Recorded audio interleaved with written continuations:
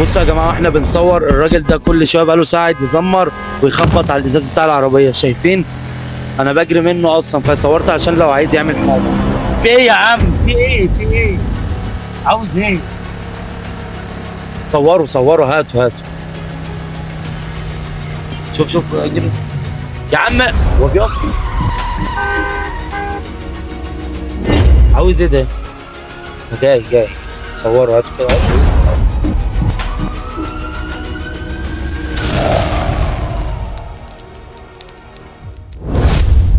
عاوز ايه؟ في مشكلة بس معاه، وانا عارف حضرتك انت الاستاذ اسامه الحاج. انا بصورك على فكره. صور يا انت باشا. بتجري ورايا ليه من انا ساعتها؟ عايز صوتي يوصل، في مشكلة معايا وانا عايز احلها لي. وتهجم عليا كده؟ انا قصدي خير والله قسما بالله انا بدور عليك وكنت عايز اوصل لك باي طريقة، فربنا بيحبني اللي انت وقعت في طريق والله. نازل لك اهو. تعالى بس الطفل معايا اهو. طب تعالى. استاذنك ايه يا عم الدخله دي؟ معلش.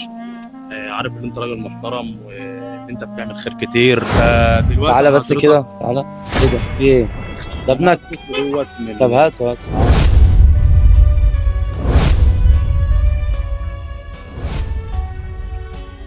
عندي مشكلة مع الطفل مين ده؟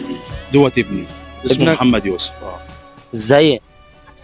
القمر ده؟ الحمد لله. يا رب دايما. هو تعبان؟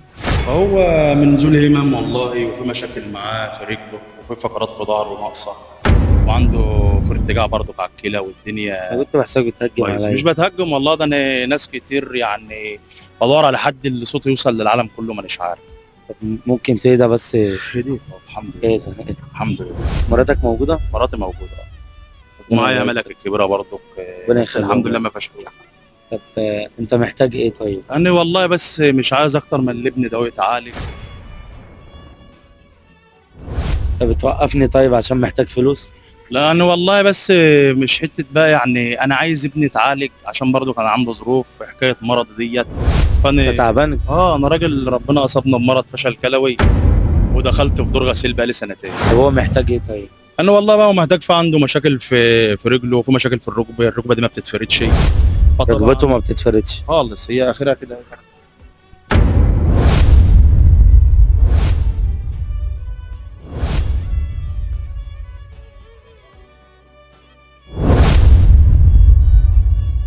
انا طبعا متابع حضرتك والله على الفيسبوك، وكنت نفسي اوصل لك باي طريقه، فربنا يعني ايه اللي بيعمل، يا الحمد لله. انت كنت جاي من المستشفى؟ كل شيء. انا بقى كنت بكشف علينا عند دكتورنا في المنصوره، فربنا كريم اللي انا جاي كده لقيتك، فانا ربنا يعني الحمد لله.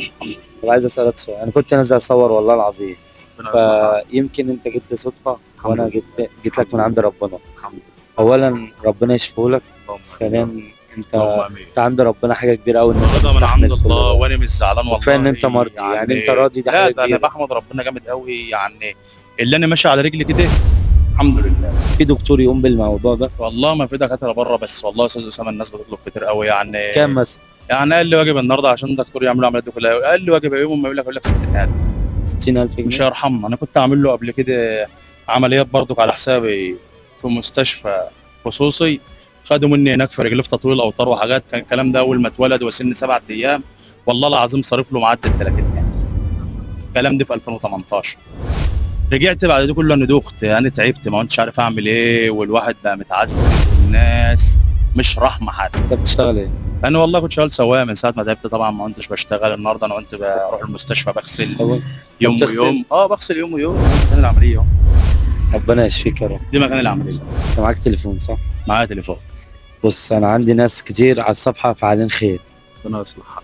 الناس دي يعني جبارين خواطر، على بيجبروا الله. بالخاطر. على الله على الله، فسيبها على الله. كله على الله. في ناس كتير هتساعدك. انا هاخد بس رقم تليفونك، تحت امرك. وانا من خلالي ومن خلال صفحتي انا بناشئ يعني اي حد في الدوله، اي حد في العالم، ان احنا لو نعرف نعملها على حساب الدوله العمليه دي ماشي. للطفل ده، يعني يا ريت تقفوا معانا.